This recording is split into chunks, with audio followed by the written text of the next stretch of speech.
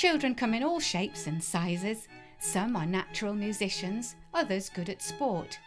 We all hope that our children will succeed at school, and generally it is our expectation that they will learn to read, write and count with ease. Today we are going to look at the work of the Developmental Practitioners Association and the programs they can offer, which are designed to accelerate the learning process and enhance emotional maturity. The interventions shown in this video may be just what your child needs to help make the most of his or her potential. Slowly back down. The DPA offer a wide variety of programs involving movement, sound, light and nutritional therapy, which can be applied at any age and in a variety of situations, individually, in groups or classes, from nursery to sixth form and beyond.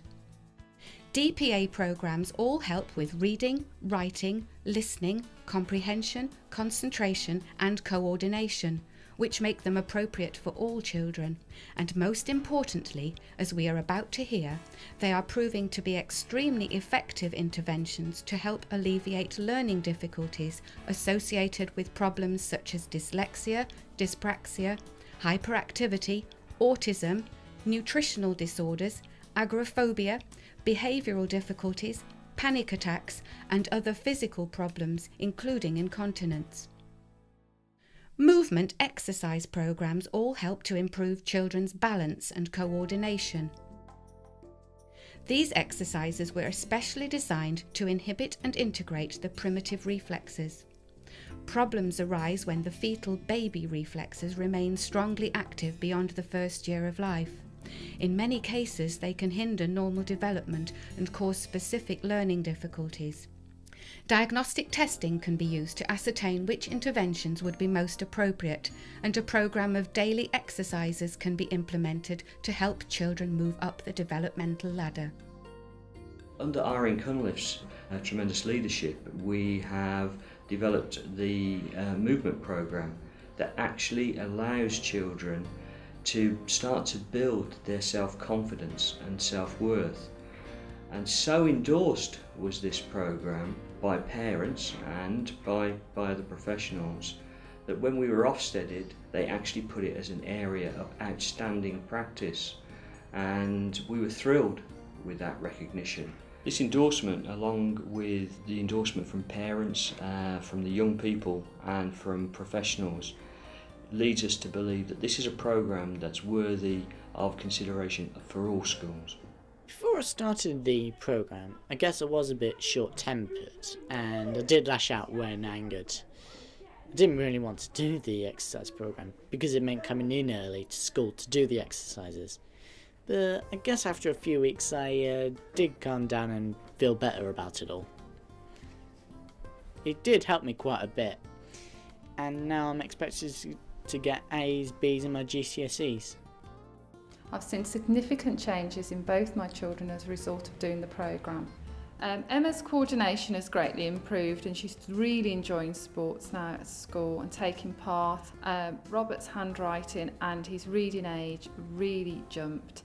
Jogging on the spot, legs are jumping, arms are pumping, keep on going till your hearts are thumping, jogging on the spot. The EASY programme is done first thing in the morning. We find it gives the children a good start to the day. You need to be slithering on your tummies, pulling with your arms and your legs. The EASY programme we have found is helping the children to sit longer and help with their concentration. You must start to feel like a robot now, all nice and stiff. Big deep breath. You're going to pull your chests in. And then we're going to go into our shoulders. The children find it fun and it's great. Most DPA practitioners are also able to offer sound therapy solutions. Sound-based listening interventions can help accelerate the development of fine motor skills and coordination.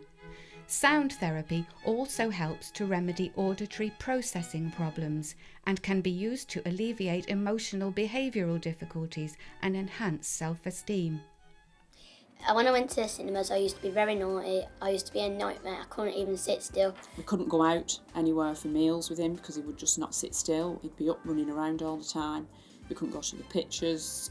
As a family, there wasn't really very much that we could do together without it affecting us or one of us going out and getting really upset because he was just being so naughty. And once he'd done the programme, he'd started to sleep better. We were able to go out for meals and actually sit there from start to finish and have a lovely conversation, no interruptions. Wouldn't be running off wondering where Miles had gone and where he'd disappeared to. It was just nice to be a proper family, and Miles felt the benefit more than anybody. And when the SATs come up, I wasn't even going to be put in for them. And now, when I got the results, I was chuffed. I just sat down and did it, and I got my head down, and I got very good results. And now I've gone up in my literacy, and I'm chuffed with that. And my maths have gone up, and in my French, because I can listen more. And I think I've done very well myself. I was a bit concerned that he wasn't going to be entered for his SATs exams the following year, and that he wasn't going to be starting the exercise programme until September. So I invited you in to talk about the listening programme. How did you feel about that? I was quite touched actually that somebody had taken the time to look beyond him just being naughty and disruptive, because I knew that although that was his behaviour, he had got the capabilities. So you knew instinctively there was a problem? I always knew there was something wrong with Miles, but obviously other people just thought he was just being naughty all the time. He had lots of issues with clothes. He would only wear certain trousers and top. He wouldn't consider putting any other kinds of clothes on. He wouldn't change to wear something that was a little bit different or anything like that. Now he'll wear almost anything. His interaction with his cousins and other people, that there just wasn't anything there at all. He just couldn't chat to them or play with them. Once he'd done the programme, he was able to have conversations and be part and parcel of what was going on. Like when I play football, I can understand without taking them out on and them stop and shout at them for doing all this stuff, and I can just play a nice game with them, and it doesn't really end up in a fight or anything, and I think that's great. Partway through the programme, my sister actually came to stay with us and couldn't believe the transformation in Miles. She thought he'd had a personality transplant because he was just so sociable, so polite and so well behaved and so considerate of other people's feelings. I can come in and say, "Mum, do you want a cup of tea or something?" And then she'd go yes, and when she says thank you, I go and I say thank you, Mum, and then I sit down with her and we watch some stuff together. I am the mother of a 19-year-old lad who has always found socialising a problem due to lack of confidence and self-esteem. Last summer I was concerned when he became very withdrawn within himself. He would come from being outside and go straight to his bedroom. His conversation became very limited. As I work in a school where the students participate in the listening programme, I asked if I could borrow it over the summer holidays. He started listening to the CDs for half an hour a night before he settled down to sleep. Within a few weeks, we, as a family, started to notice changes. He would come into the house from work and chat with us. I especially noticed how much taller he held himself, and his lovely smile appeared prominent. He began to feel better, happier and more confident within himself. As the weeks went on, he began to socialise and make more friends. 6 months later, I am the proud mother of a 19-year-old lad who has come a long way. I can best explain this like a tightly flowered bud that started to slowly open. Following a sound programme generally involves spending just a short time each day listening to specifically devised CDs through headphones. In this therapy, music is especially adapted to be heard through right and left ear at various volumes and frequencies in such a way that it can effectively wake up certain areas of the brain.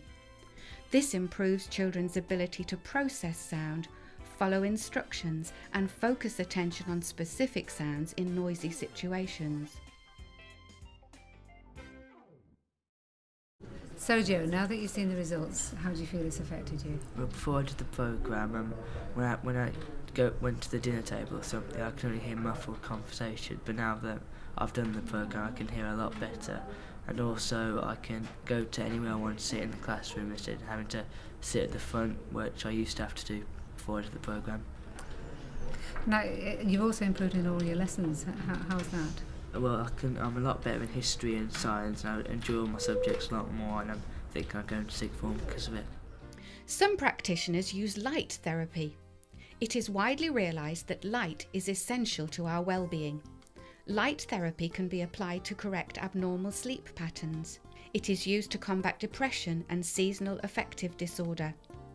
Generally, treatment involves a series of 20-minute sessions of viewing coloured light through a photron or lumitron machine. Flicker and colour variations are added after diagnostic tests have been undertaken to assess individual needs. Light therapy has proved particularly beneficial in the treatment of ADD, anxiety, depression and chronic fatigue syndrome, otherwise known as ME.